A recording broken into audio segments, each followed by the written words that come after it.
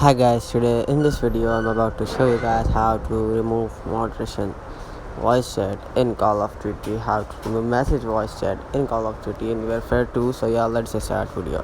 First off, is it impossible or off? So let's start video. I'll tell you some instruction about this guide.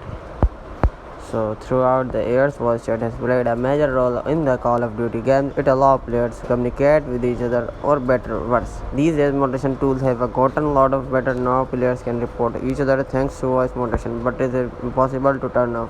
Possible to turn off voice moderation? The answer is yes.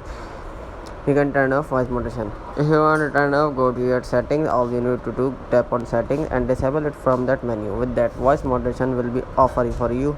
It is a bit unclear though if voice moderation will still happen if someone else is on your lobby. So yeah, that's it guys. See you in the next video. Bye.